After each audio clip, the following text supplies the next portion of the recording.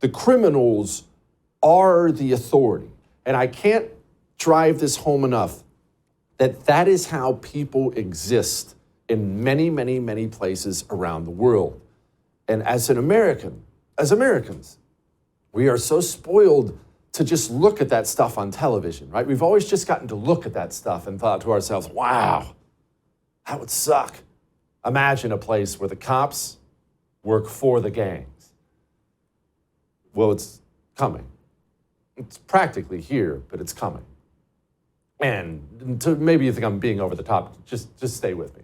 There's a video out from New York City. We're gonna play it a few different times, but what you're going to see in this video, the illegals are pouring into New York. You should understand this. We've talked about it before on the show. I have many sources in Border Patrol, NYPD, and otherwise that confirm this to be the case. There's all kinds of articles written about it now. Illegals pouring into the country means there are gangs, criminal gangs, pouring into the country. And I don't mean one or two gang members. I'm talking sophisticated gangs, entire gangs crossing the border, coming into various American cities. And they're now doing what they have specialized in the countries they came from. There's stories out there, Venezuelan gangs, El Salvador, you name it, entire sophisticated gangs coming into the cities. Now that alone is bad enough. If a city like New York was like it was in 1990, it would still be bad to import entire gangs into the city. Now, the city would probably be able to get it under control. You had a mayor that backed the cops, and they'd get things cleaned up, and the judges would actually put criminals away, and the DA would charge them. They might be able to get things under control, but it would still be really, really, really bad to just import an entire organized criminal element. But what's happened now, it's the perfect storm of horror, and you're starting to get a little preview of what it looks like when the authorities in a city in America are no longer the authority. So I'm gonna I'll just let it play first and foremost. A bunch of NYPD cops have to go into one of these shelters where we stuff all these illegals. Instead of turning them away at the border, deporting anybody, they just bring them all in, stuff them in these shelters, and the cops had to go in there and make an arrest. I want you to watch this video, and as you watch this video, we'll go through it a couple times, just on a 30,000 foot view, for your first time watching it. Who is the authority in this video?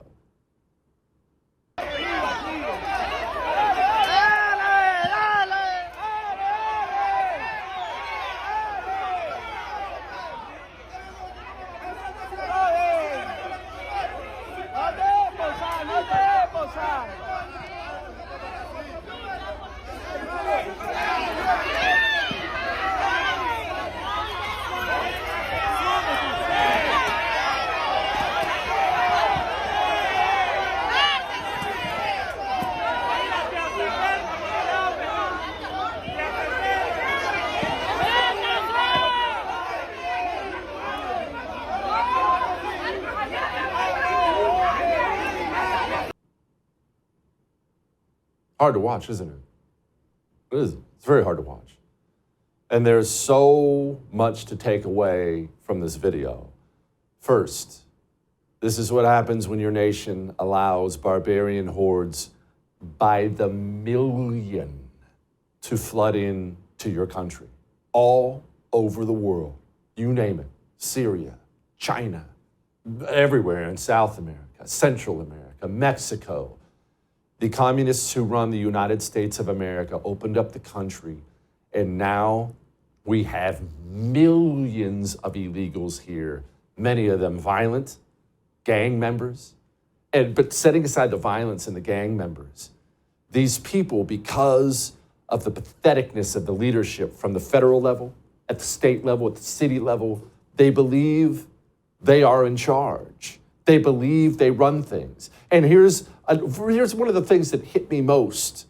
The NYPD has been gutted and is being gutted. I've warned about this endlessly, and now the time is here. You see, NYPD has been full of wonderful cops, but you tell cops they can't arrest bad guys, they can't hurt someone. If they accidentally hurt someone, they go to prison for life. You tell cops that guy you just arrested, we're not even gonna charge him bail money, we're just gonna let him right out of jail for him to rape and murder again. What happens is the good cops retire. The good cops leave. And the NYPD has so many cops retiring, they're forcing them to schedule their retirement. Well, that's bad enough because those cops go become cops somewhere else or they go into the private sector. That's bad enough. But maybe worse is the cops have to be replaced. You need so many cops in uniform in NYPD. And what do you get? Well, you have to lower the standards to find anyone who's a turd who wants to be a cop in New York City. So you end up with dumb cops, bad cops, corrupt cops, useless cops. Look at this woman cop.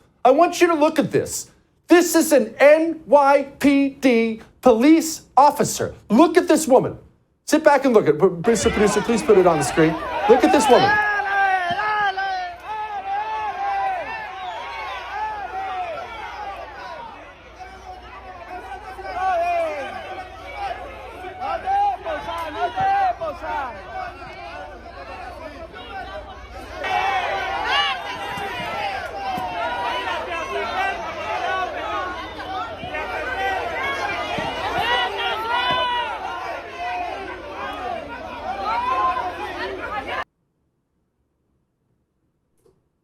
Can you believe that? That's an NYPD police officer. Imagine you're being chased by a murderer with a machete. And you get on the phone, hey, please, it's the 911 help. And that is who shows up in a cop car to save you. And look, I don't want you to think I'm just picking on her. She looks like she should be working TSA, hat hanging off, swinging the baton around. I don't even want you to just look at her. What about the other cops who can't even cuff the suspect? You got 19 cops in there, one illegal they're trying to put cuffs on for God knows what, and they can't even cuff the guy.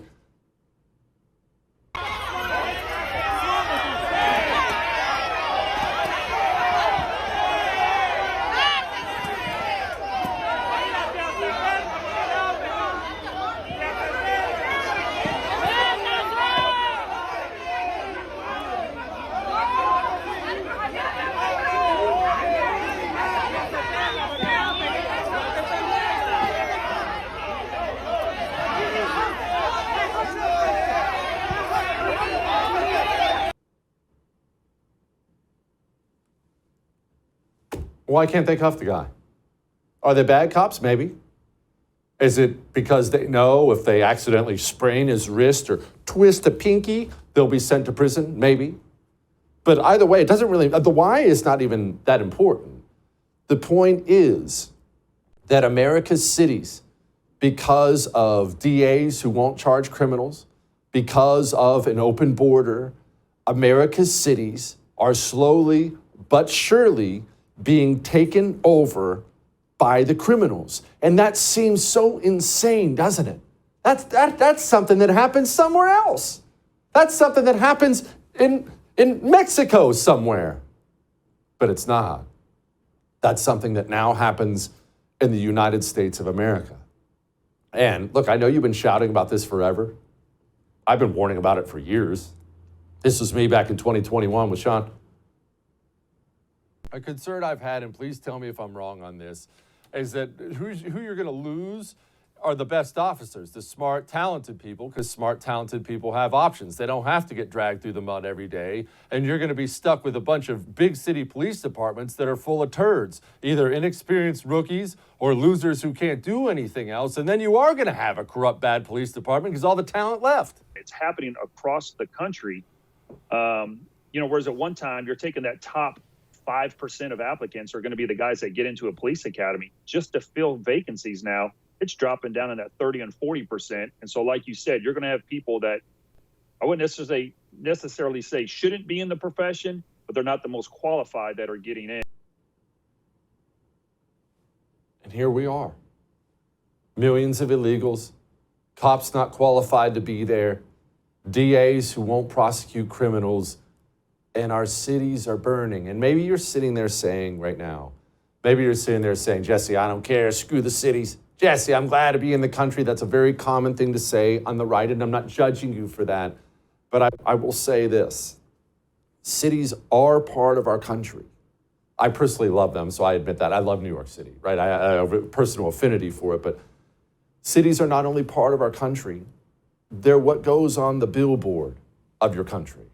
They don't have my little neighborhood on billboards in Tokyo telling people to come to America. What do they have? Empire State Building, Statue of Liberty, come see New York City. Having your cities be violent, drug-addled, criminal-run cesspools is bad for the entire country. It is shocking how bad it's gotten and how fast it's gotten. And you have these lame Democrats now with these half-hearted calls, Eric Adams. Well, I mean, we need to get him out of the city. And the federal government has a job to determine if a person is here as a migrant or asylum seeker, should determine if they're found guilty and they do their time, they should be deported. You should not be allowed to walk the streets of the city of New York if you are committing any form of criminal behavior that's impacting the quality of life of New Yorkers. It's too late. It's too late. You're a Democrat, Eric Adams. You support this. You can get up and give all the speeches you want. This is what you support. If you're a Democrat voter, you support this. You voted for this. You see Boston? State pays $16 for breakfast for illegals, $17 for lunch, and $31 for dinner. Where are these people going, Red Lobster? $31 for dinner. The citizens in Boston, though, guys, listen, this is great news. They've had enough, and they're mad about it. It's okay to help, but I don't think that's the place to do it because kids and family go and enjoy. As a community, voicing our opinion and our concerns for the youth center and the elderly programs going down there, and it just seemed like our voices weren't heard. We wanted to give a clear message that you're taking away resources from not only from Boston, but Massachusetts for illegal immigrants who pay nothing into our taxes. We care about our immigrants, brothers and sisters, right? But it has to be a fair balance. How can you tell people that was down at Mass and at Mass Ave for over 10 years, there was no money for them, and now you found money? I do want to correct that gentleman, though, just with all due respect. He said, I feel like our voices aren't heard. No, you don't understand. Your voices were heard. They heard you loud and clear. The people of Boston, of New York, Chicago, LA, Oakland, you name it, the Democrats in power heard your voice when you went and voted Democrat every time, because that's what I've always done. That's what Mom did. And Democrats have heard your voice. They understand you are too weak and stupid to ever go out and vote for change. And so you voted for this and you enjoy it. The sad part is we all have to sit back and watch America burn because of your rampant stupidity.